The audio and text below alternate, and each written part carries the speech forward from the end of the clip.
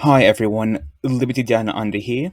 Welcome to episode 7 of the Gun for Liberty podcast, which is part 2 of my conversation with PoliBard. If you haven't seen part 1, episode number 6, I'd recommend checking that one out first.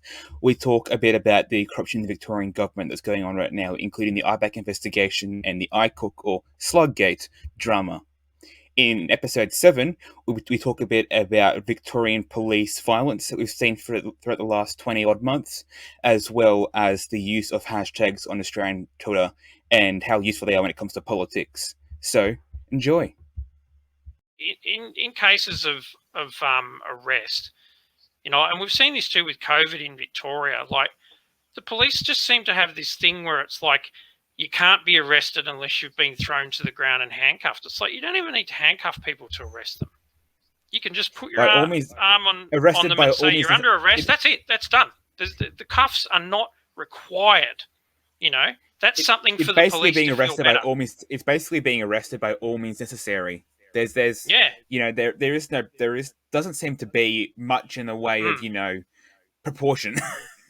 No, and some of the cases where like the head kick one in Epping where they head stomped that escaped mental patient to, if I can say that, it's a bit rough, but that'll help everyone remember who it was. Like, where was the justification for that? He's already on his hands and knees. There's 2 cops on him, and there are 2 cops standing a metre away with their arms crossed. But if that guy's in danger, put 2 more cops on him. You don't kick him in the back of the head to suppress him. You put 2 more cops on him. That went to police, and he got off. Yeah, that's one of those commissions, and they basically the guy was a lawyer as well. The victim was a lawyer. He was there taking it to fight them, and they said, "Oh, there's nothing wrong. It's all proportionate. It's all reasonable." Hit him with a car, then stomped his head in. And apparently that's proportionate to a guy who was stuck in a hospital for 20 hours, not being seen by anyone, because he was having a bipolar episode. So he broke out to go home to visit his family, and you go stomp his head and cause him serious injuries, hit him with a car. Yeah, it's appalling. Like the state kind of drove him crazy, and then the state kicked him in the head because he was acting crazy. It's just staggering. And then other times, when you see people come in, there's someone on the ground and they come in and put 2 or 3 knees in the back. It's like, that's assault. This person is defenseless on the ground and you're assaulting them. The old lady that 2 cops pepper sprayed as well. Oh, and they didn't even arrest her. They sprayed her and walked on. I mean, that's appalling.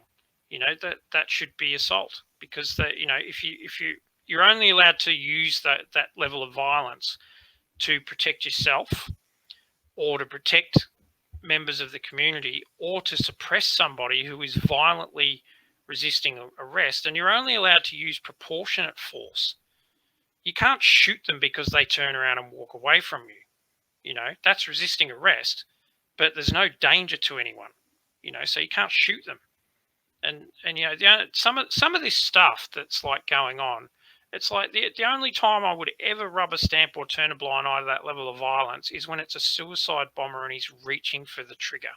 In that case, belt the hell out of him, because incapacitating him via rendering him unconscious is probably about the safest way of neutralising the situation for the safety of him and the police and the immediate bystanders. It's like it's a win-win-win, him going unconscious.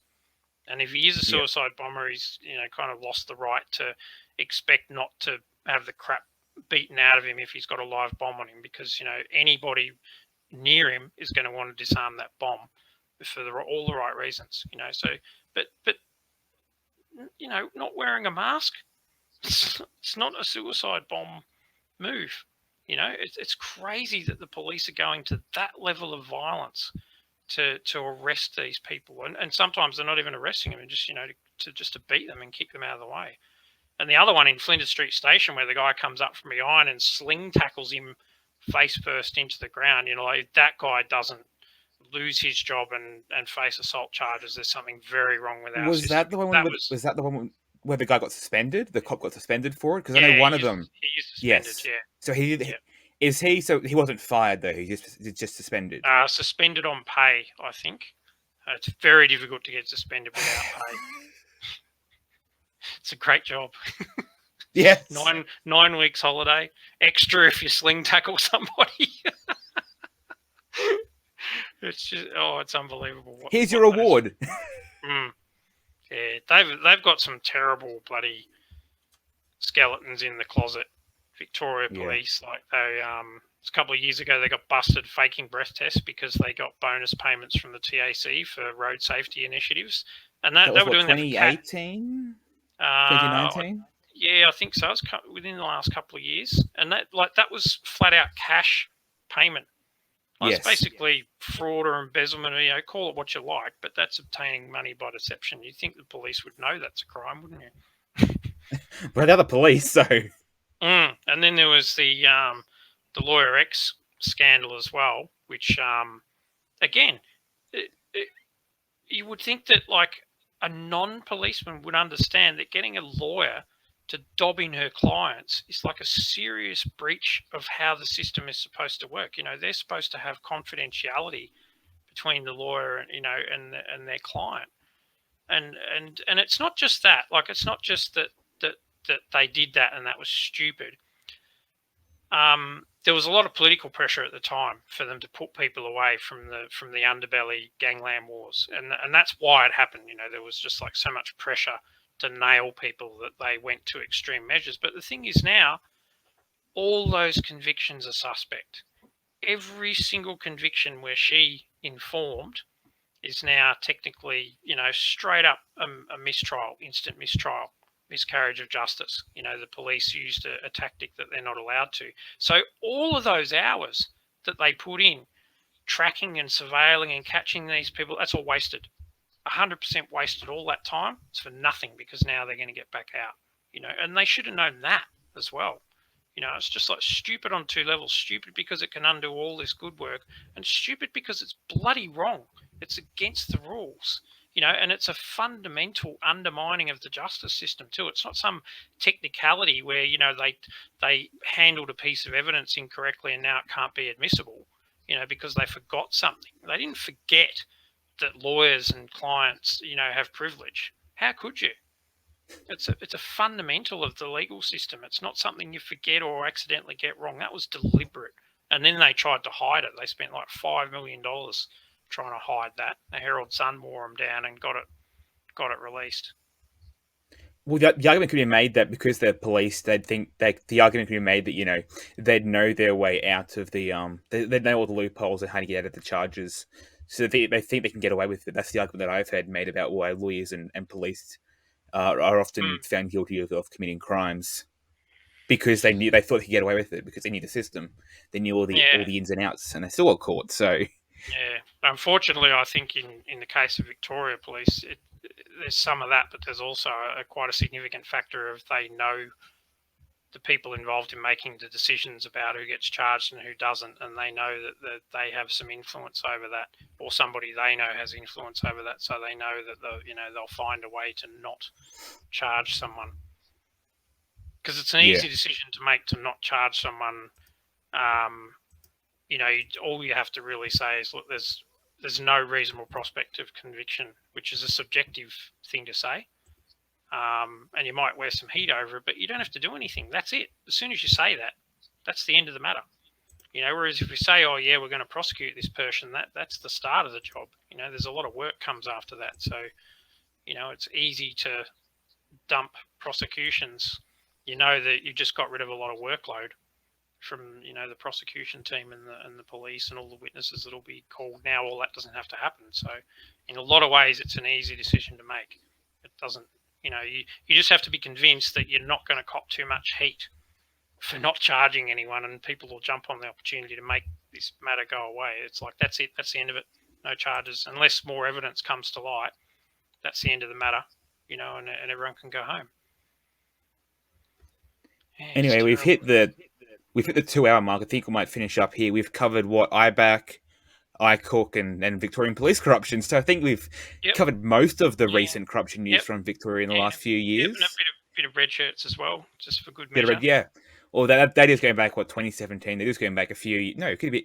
When was it? 2014 was when the offences happened. And I think 2017 or 2018 was when the case happened. Out.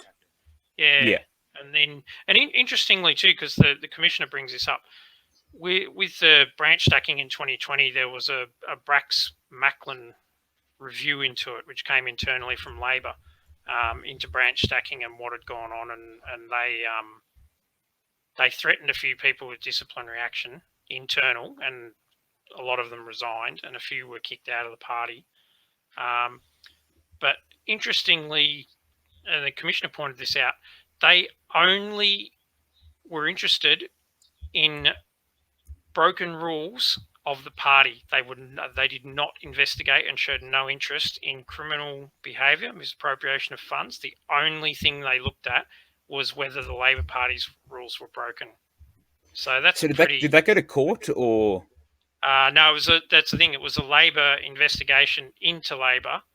Basically, the Victorian Labor Party had their admin handed over to the Australian branch, so they couldn't do pre-selections, memberships, anything. It all had to go through federal Labor while they were under investigation. I'm not sure if that's been handed back yet. It may not have. But the investigation was not a legal investigation. It was an internal investigation by the ALP that they arranged.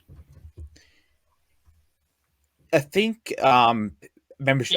Running the public. I think it's possibly public.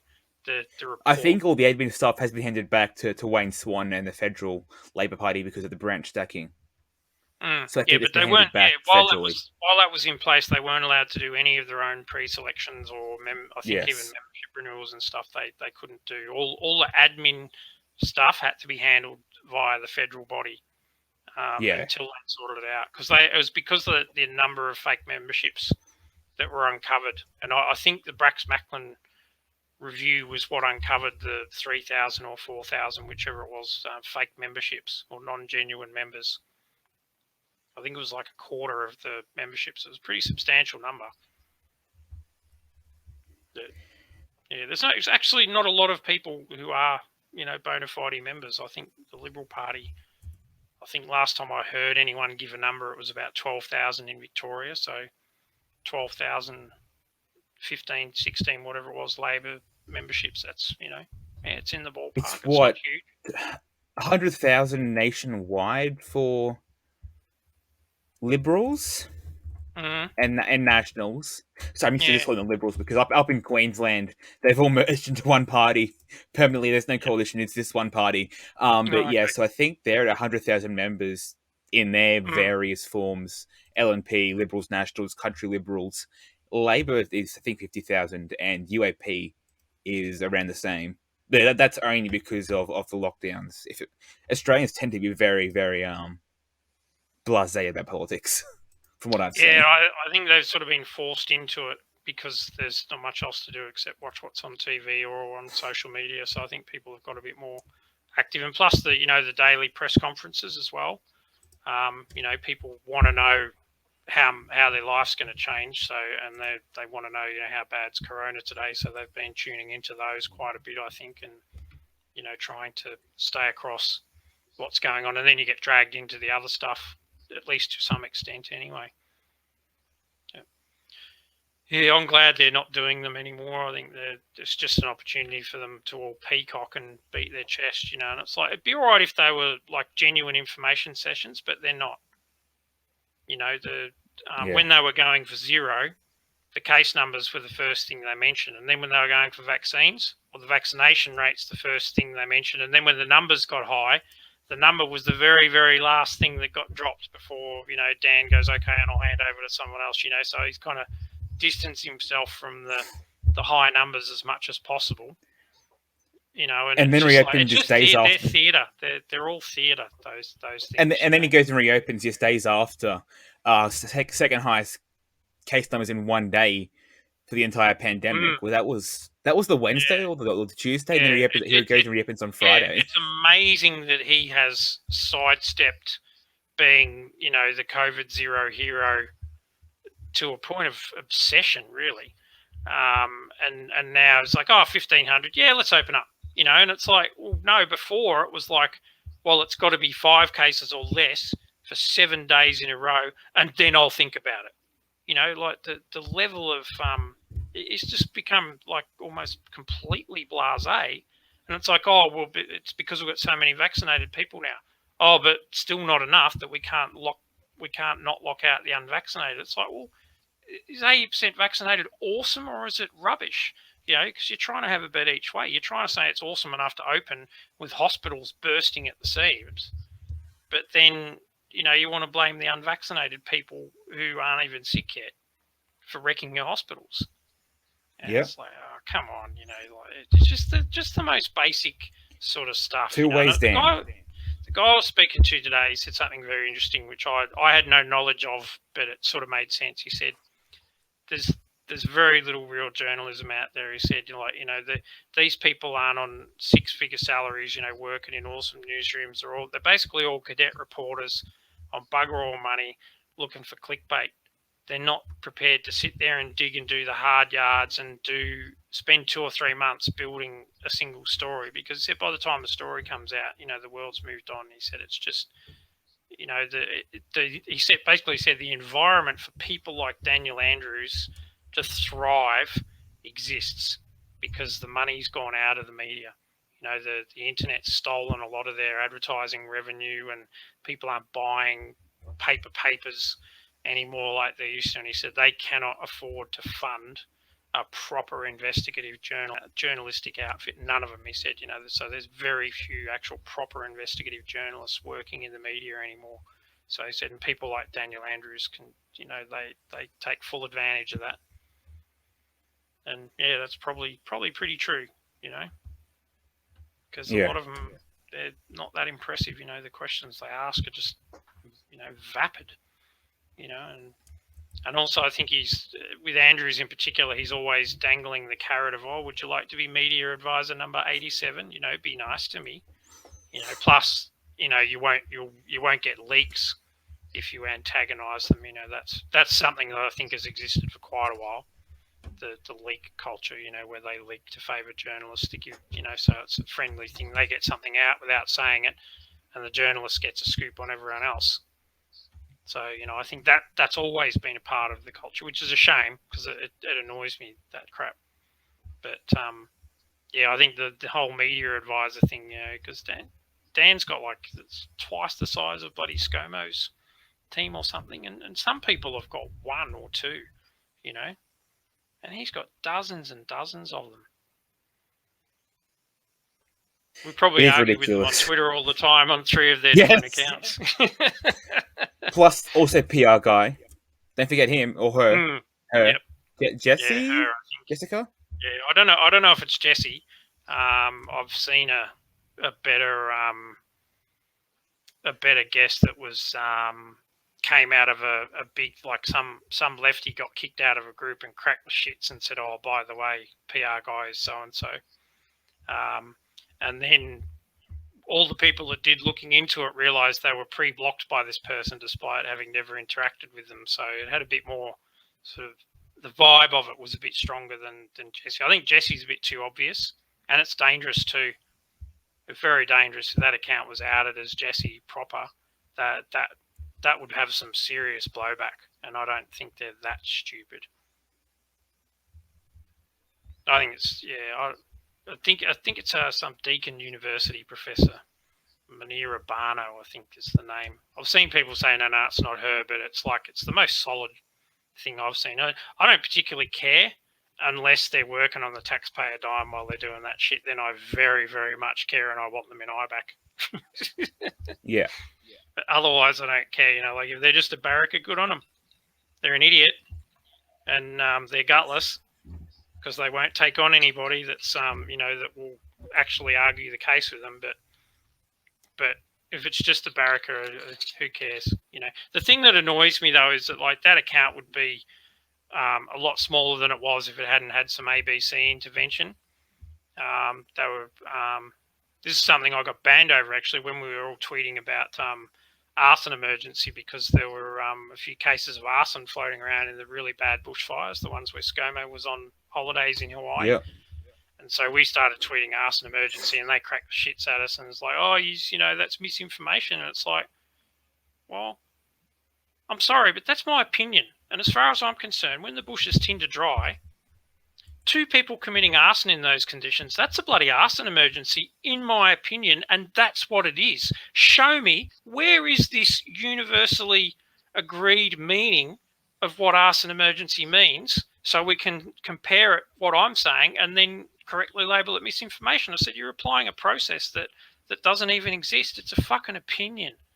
Arson emergency, fucking deal with it. And they really cracked the sads, because it was one of the rare times when conservatives got something up and trending really hard on Twitter, because they normally get everything trending. You go look on any moment of the day on Twitter, you look, and usually the first political thing that's trending has come from the left, and it's usually Scotty from something, or Scotty does this, but it's just lame. Like, they just tweet for the sake of it. They're not trying to raise a point or raise awareness of something. Quite often they're just trending to get it trending. And that's, well, I mean, it's basically just, statistical dick measuring.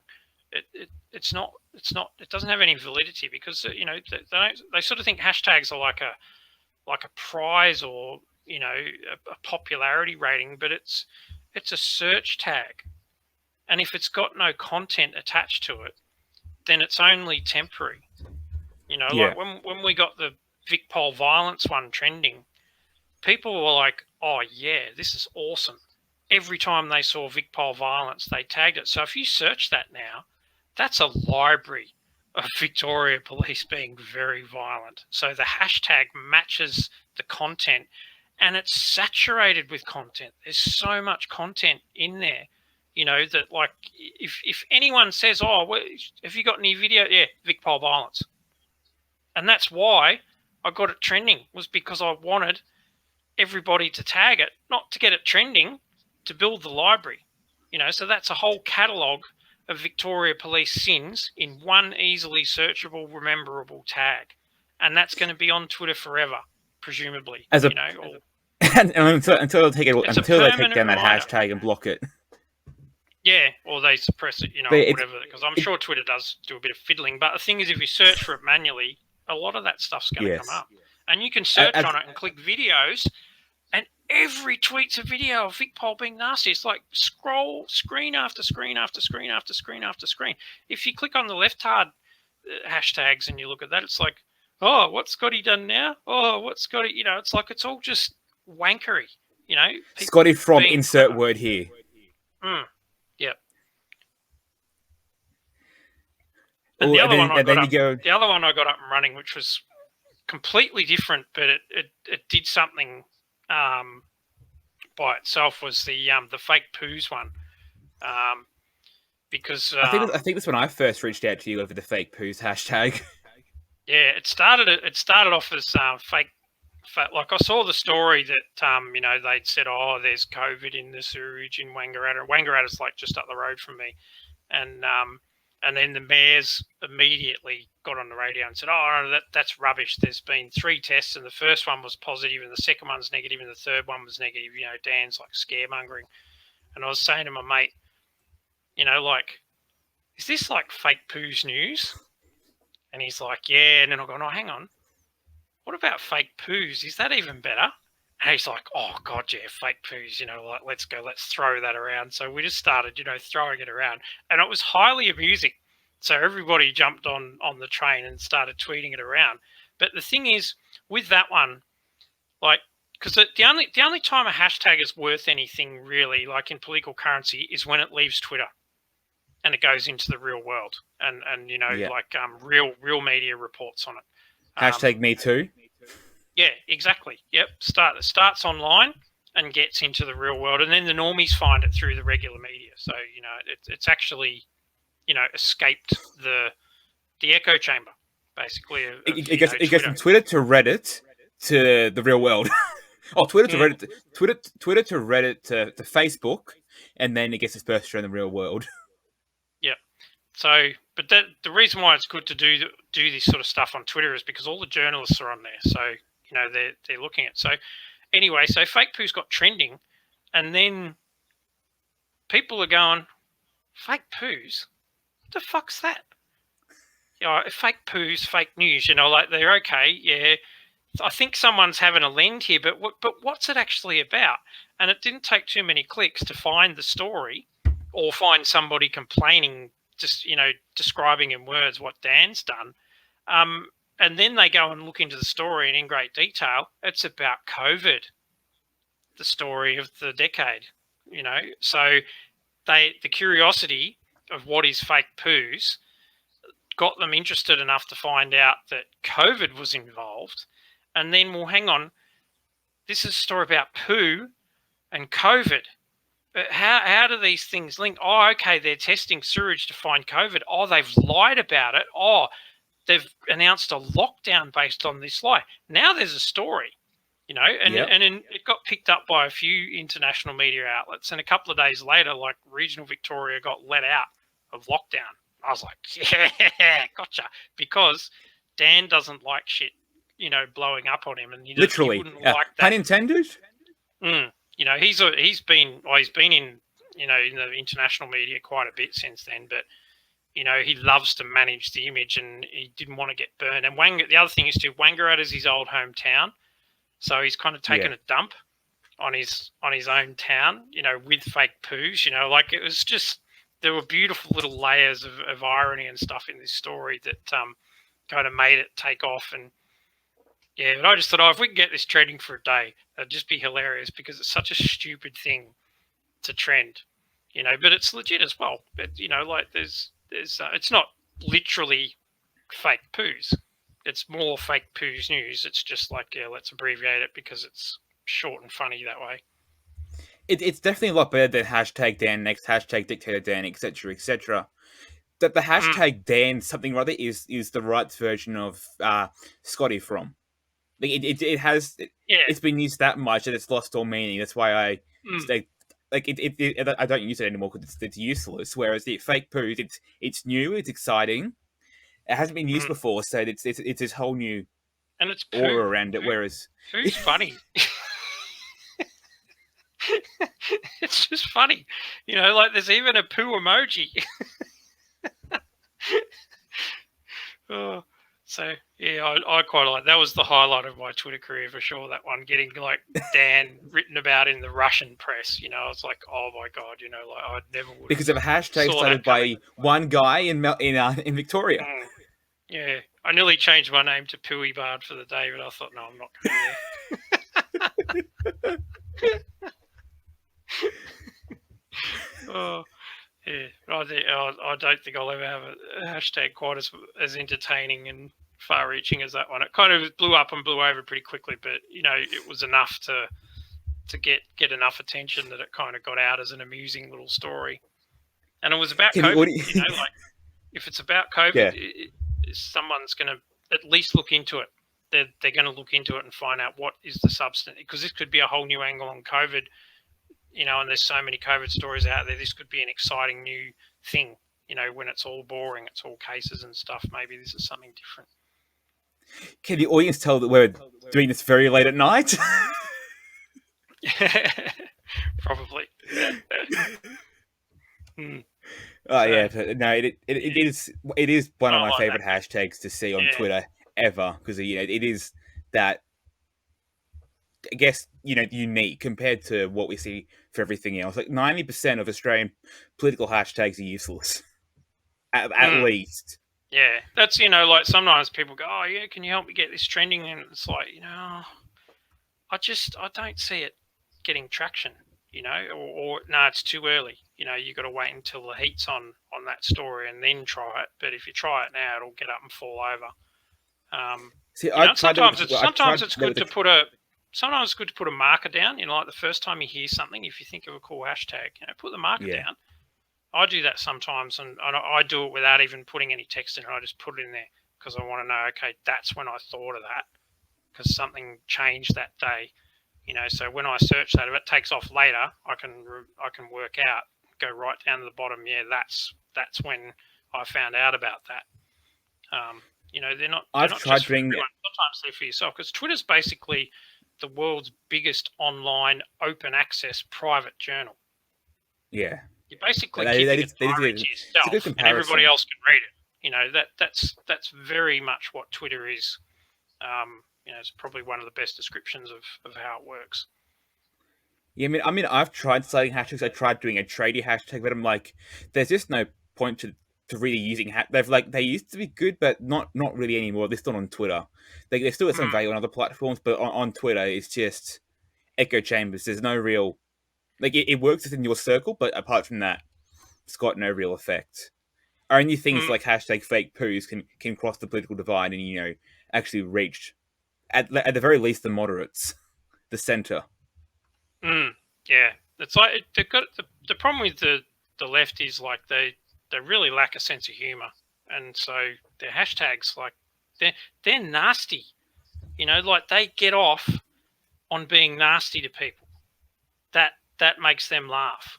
And I don't think they were always that way either. Whereas the right tend to get humor out of like irony and hypocrisy, whereas the left are quite, they're quite like Ding Dong the Witch is Dead when Maggie Thatcher died. Like they take glee out of people's suffering.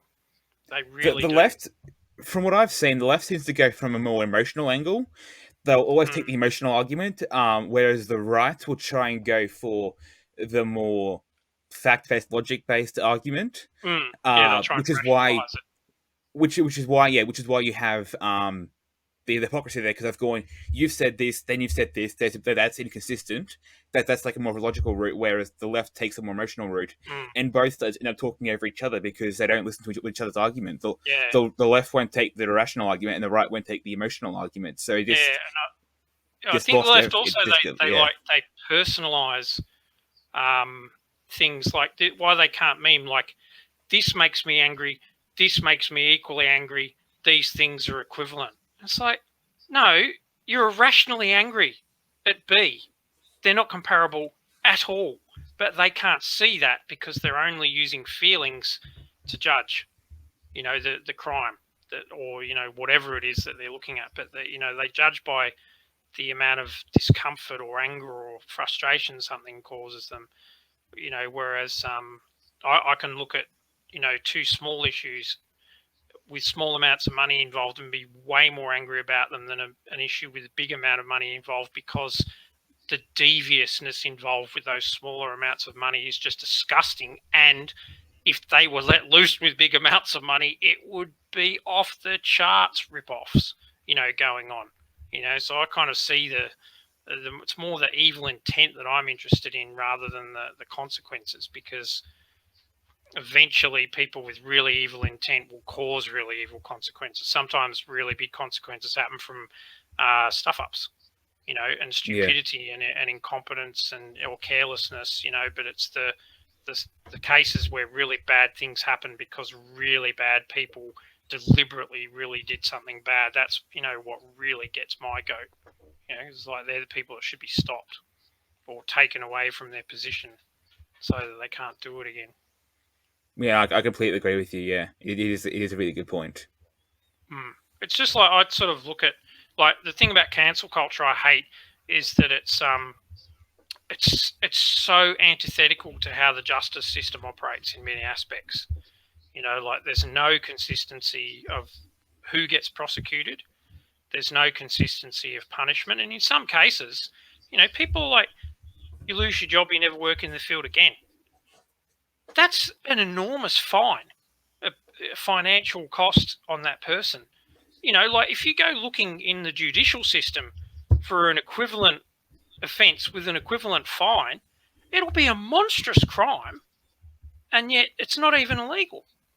It's just upset part of society, and that's one thing that really annoys me, because it's just like it's basically you're going back to Salem, you know, and Yeah, it's a parallel punishment system too. there was that. It's not the only We one. It's something that only partly applies, and it's inconsistent as fuck in the way the penalties come out of it.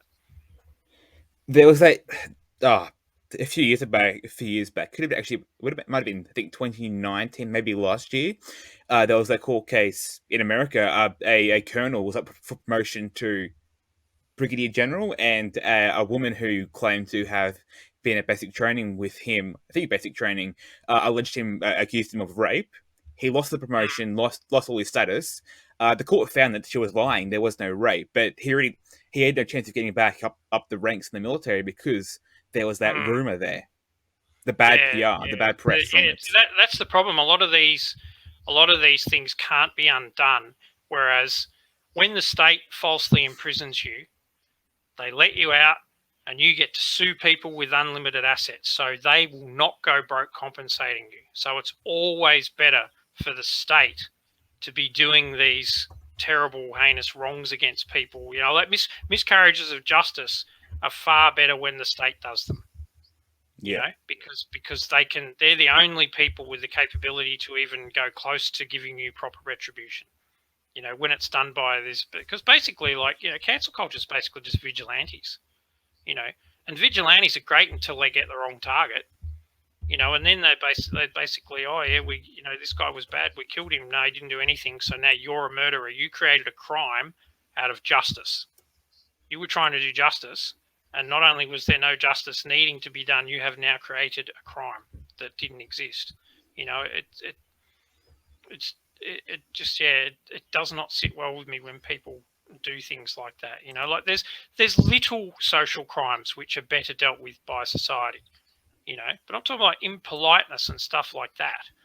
You know, that's better if people go, okay, you know, turn it up, mate, give it a rest, mate, knock it off, mate. You know, that sort of stuff where it's dealt with in an instant. Someone just goes, nah, that's not cool, dude, and everyone else goes, yeah, come on, dude. You know, that's not cool. You know, that's where society should be involved in policing itself, not this bloody we're taking your job away from you. That's bullshit. You know. Because all these people, they'd hate to have it happen to them. You know, they'd be the first one to kick and squeal. And, oh, this is so unfair. Oh, yeah, no shit, Sherlock. It is unfair, isn't it? That's why we've got a justice system. You know, use it next time. Because it's the fairest way. You know, like you think we took 2,000 years to come up with a system that isn't as good as the one we had, you know, in 1600s? Come on, use your brains. You know, we've moved on from that because it was an inferior system. You know, this one isn't perfect, but it's better.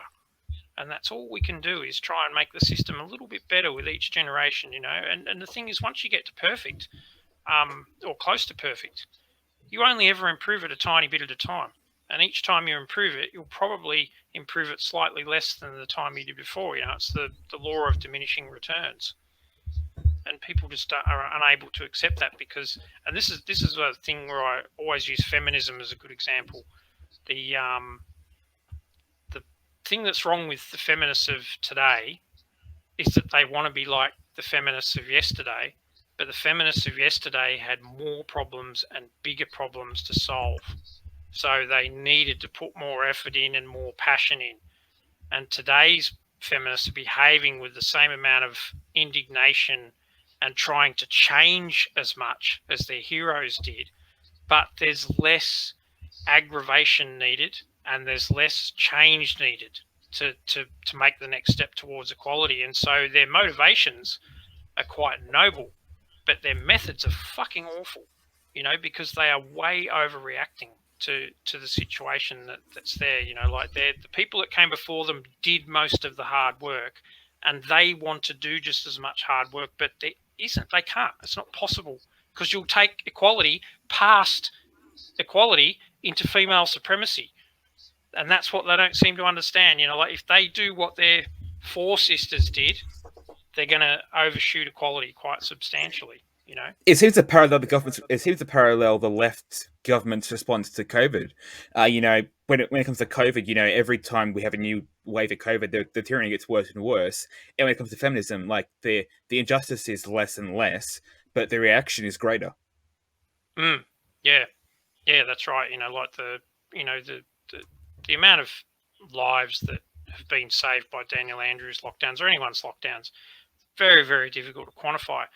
But regardless of that, nobody seems to want to talk about the additional damage we've done to society's health as a whole with lockdowns. You know, like you can't, like just for a start, the economy's melted. So in the future, because we're paying back debt, there's going to be less money to go around. Now, how can that not reduce the amount of money that's going to be available for the health budget which keeps us healthy. This is a long-term 5, 10, maybe even 20 years thought, but aren't these people supposed to be the ones in there doing that? Because if private citizens are able to think 5, 10, 20 years ahead and the government isn't, why do we have a fucking government at all? What are they there for? Plus, also you also got the mental elements as well. You've got skyrocketing reports of teenagers with self harm and attempted suicide Yeah. in Melbourne. Yep. I was listening Yep. to David Limbrick went on Liberty Lockdown, which is a US podcast, to talk about. It was start of October. He went on there, I'm pretty sure, and he was talking about like he's lucky that like he was in a house. They've got a yard, two parents, and multiple kids. Like people like teenagers who have been stuck inside most of the last 20 months with like just in an apartment building with no siblings. Like imagine how they've got no socialization at all. Yeah. They're going to be like, it's going to ruin their mental health. Like for some of them it'll build perseverance and resilience, but for others they'll be completely destroyed mentally. They're going to basically collapse. Exactly. Because they've and like they've you just can, been you can pick out a lot of individual health issues and argue that COVID lockdowns have probably made them worse. But just the overarching picture of destroying the economy and reducing the health budget, like to me, that's a no-brainer. You don't even need specific medical knowledge to be able to work out that that's going to happen. But it just seems to be too far off in the future. And it's like why is there no balanced risk assessment? Because if there is no balance in your risk assessment, then it's not a risk assessment. Risk assessments are all about balance. It's like what is the lesser evil? What is the greater chance of failure? They are not doing risk assessments. They are doing COVID risk assessments. And the name of these fucking people is the Chief Health Officer, not the fucking COVID officer or the Chief COVID Officer. These people should have vision of the whole of the health of society. And if that's too much for them, fine. Appoint yourself Chief COVID Officer and appoint your deputy the Chief Health Officer and get another deputy to be the Deputy Chief Health Officer. But you should not be pretending to be a health officer if you're only concerned about one health issue. That's rubbish. And especially one where the people dying of it are bloody at the age of life expectancy or above it. I mean, that's just insane. When it comes to economics, though, as well, like the government is always going to do the short-term thing. Why? Because they can win elections with it. They can't win elections with long-term goals. That's one of the biggest downsides of democracy is the government's only concerned for winning the next election, whereas bureaucrats have that more long-term outlook, although they're often self-interested, but at least they have that more long-term outlook when it comes to economic policy. See, that's something I think I like the term limits thing, because I'd like to have a democracy where you go in knowing you've only got 2 term limits. So you rule out a lot of career politicians, but you'll get people who use politics as a stepping stone to go into the public sector to finish the work they started. So they go, from a ministry into that area and they stay on there and sort of, continue the project. And they come into that sector with a bit of political knowledge about how to make things happen. I don't know whether it would happen, but I'd like to see how that could work, as opposed to having people who just sit in politics for 20 years and, just basically manage power. We need to reform how the upper house works federally, at least, because you've got 6-year-long terms in the Senate. So that's 2 terms, 12 years in politics. Like, there's a reason why in America they say the president can only do a maximum of 2 terms. And we've ignored that here. We've gone 12 years in the Senate. That's fine. You can even go for longer. Ignoring double dissolutions. If you have even just 2 terms in the Senate, that's 12 years, which is ridiculous. Yeah, I think 12 years is too long. I'd do something a bit different. I don't know. Maybe just have the Senate elections more often, because it's not a huge house. Like, I don't think it would be a huge amount of extra work to. It's what, elect 76? the whole Senate every 3 years. Or they could just go to 4 years and align both houses, and both houses get selected for 4 years. Well, yeah, the US has got a slightly different system to us, because they've got like the half-term elections. So the Senate's only ever changes half at once, but it's still every 4 years. whereas ours go for 6. And their lower house is 2 years, but the presidency is 4 years. Mm. And the Senate I think is 2 years is as too well. often. 4 years. I think 4 years is the sweet spot, but that's not with arseholes in. Like if you've got arseholes in 1 year's too long. Well, we had the problem with the 3-year terms is that, and especially non-fixed 3-year terms, when you have a change of government, it's really bad because they spend 6 months cleaning out all the arseholes in the public service who won't work with them. And then they spend 12 months governing from a fresh start and, maybe 18 months, and then they're into their election campaign, where they're selling themselves. So the amount of actual governance that gets done is probably 18 months in a good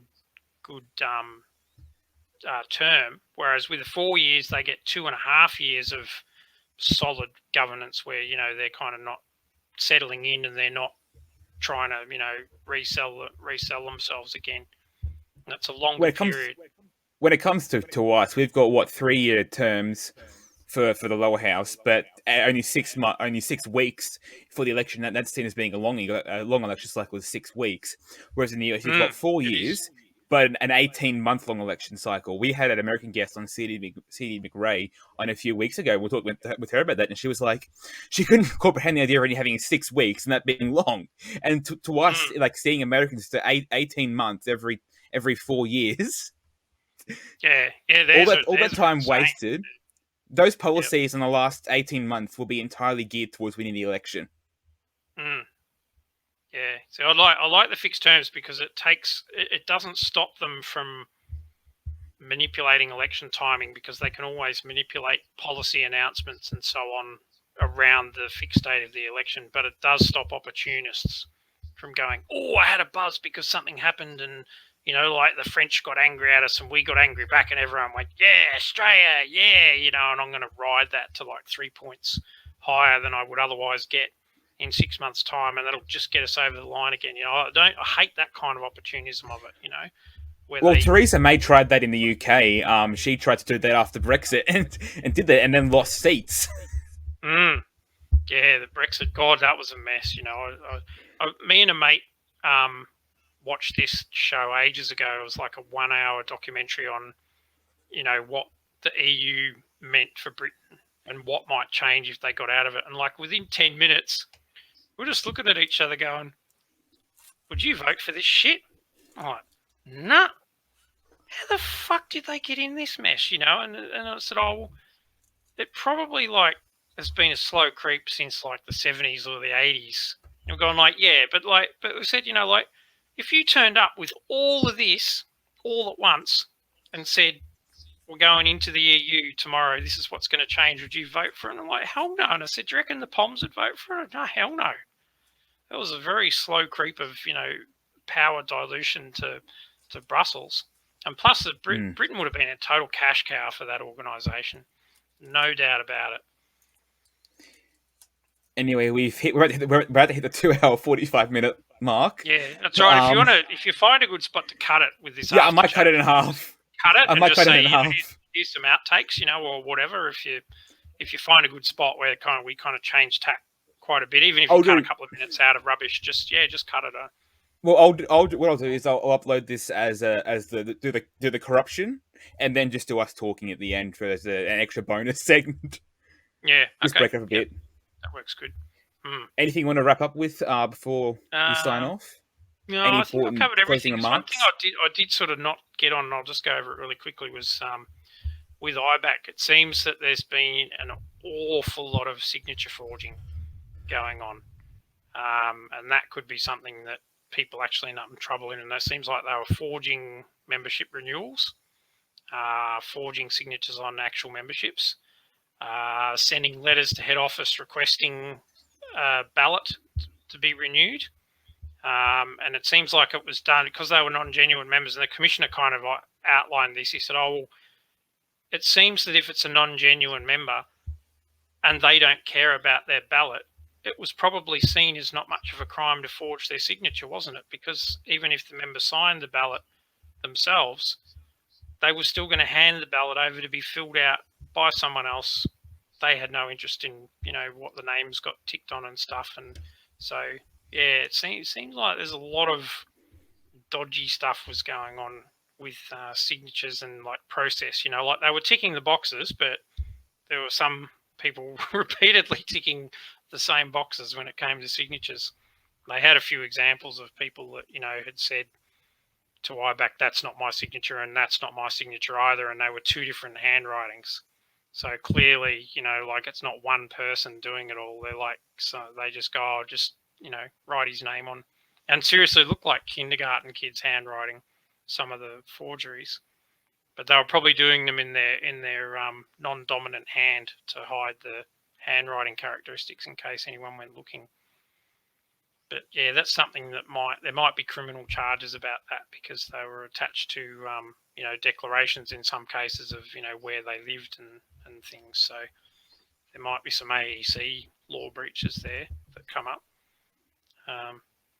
Yeah, and it seems like that was going on in all the offices as well. Yeah. I think in some cases they were just like they were too pushed for time because they repeatedly said, "Oh, gee, it must be a lot of work, going out collecting all these ballots and bringing them back and filling them all in, and then someone's got to check them. And did you ever take shortcuts? Oh no, I don't know what you mean." And then out come the forgeries. Are like, oh yeah, someone might have done that. Not me.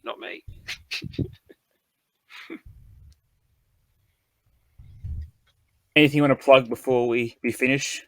People can find you. I've got at PoliBard below, PoliBard. Yeah, as long as people know where to find me on Twitter if they want to come and say hi, or if they want to catch up on the IBAC commentary, I'll be doing it all next week. I'll probably every day.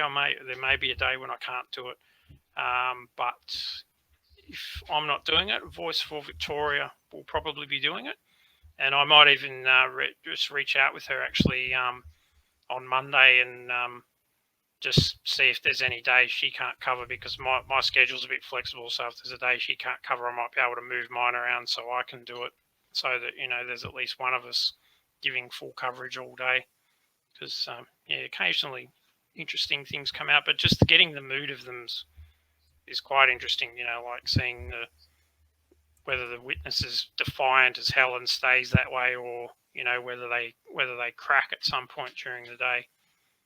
Because most of them go in having no idea how much evidence the commission's got on them. I think they're definitely very optimistic about how much they're going to get busted for. I'd be if I was in that party and I'd seen even one day probably would be enough. But if I'd seen 2 days of hearings and I was due in there, I'd be terrified. I'd be very bloody careful about what I said because they just have a habit of, inviting you to lie and then providing the evidence that you did lie. It's a bit, Mr. Carr, he's got like a bit of a, he's a bit like, I don't want to say unprofessional, but he gets a bit, not even animated, just like he enjoys it. You can tell he's enjoying that he's about to bring this person down, like you can sort of hear a little bit of sneaky, cunning gets into his voice, when because he knows what he's got up his sleeve, and the commissioner does as well. But like I invite you to consider your evidence very carefully, or I invite you to take a moment to recollect and see if there's anything more you can remember about that particular conversation.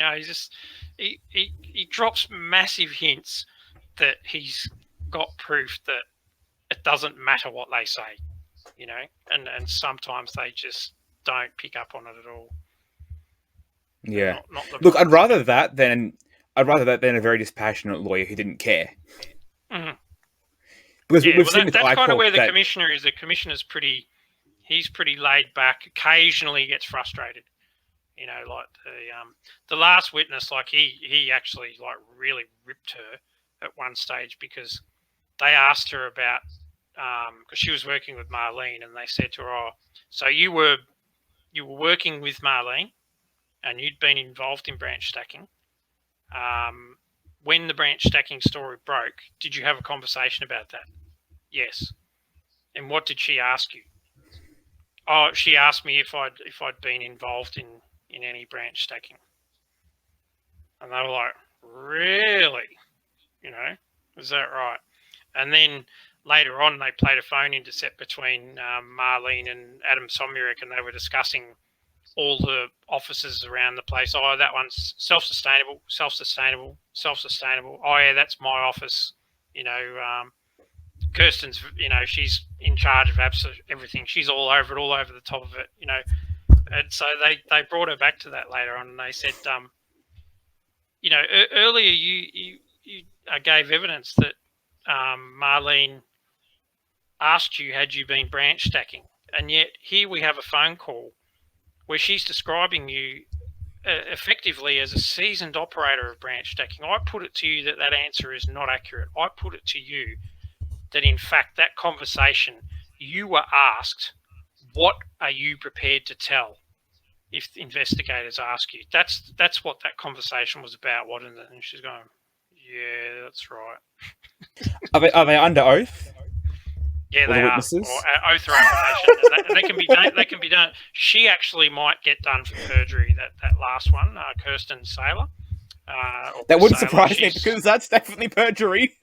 They get warned. They get told. I'm not sure how this works. Because they all get told no evidence or no answers that you give today that are truthful can be used as evidence against you in a court of law, except, of course, perjury, because it is an offence to lie to the commission. So in that case, your answers may be used against you. So I think how that works is they can't say in a court, if you're charged with something, you told IBAC this, is that true? I think they have to re-ask the question again and get the witness to answer it in court as a question in a court. Yeah. I think that's how that works. It's because I can't believe that you would just be allowed to get in there and say, oh, yeah, I murdered this bloke and nothing would happen. But see, also at the same time, the commissioner's preparing a report and he can recommend charges from his report. So maybe he's going to, in cases where people should be charged, he's going to say, well, this person should be charged. But that's a bit of, you'd need someone with a proper legal understanding and even probably understands IBAC a bit to explain why they say that and why that's true, and whether, oh, yeah, that's true, they can't use the answer, but that doesn't mean they can't ask the question again. Yeah. Yeah, I wouldn't know. Because she said that in IBAC publicly, you'd be an idiot to lie about it. I'm not sure, but I don't think it's quite, because I think with the air crash investigations, they have a similar kind of thing, because it's they're trying to eliminate safety issues, so they don't want people to be scared of lying and maybe hiding a safety issue that they could have got at if everyone had been totally honest. So I think they have a kind of a no-fault thing, where you can't be busted for something that you did.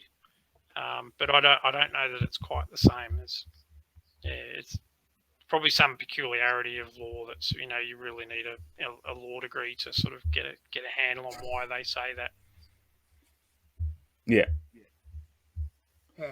Anyway, I think we'll finish up on that remark. Pretty reserved for the most part, and doesn't get too flustered. He's good too, because occasionally, like, Carr's asking a question, and you know what he's asking because you want the person to fry, but the witness sort of either is pretending to be confused or genuinely doesn't know, and he says, oh, I think, Mr. K should ask it this way, to make it clearer. But for the most parties, but yeah, it's a bit of a good tag team. They do kind of occasionally, play off each other. They come at them to, at the same time from different angles. He's not just a procedural supervisor. He's occasionally an active participant in the interrogations as well. So, yeah. No, they're a good team. Thank you for coming on. Thanks for talking about IBAC and iCook. There's a theme there. Yeah, and everything else. iCook. When do we get I Resign? Hopefully next year sometime before the elections.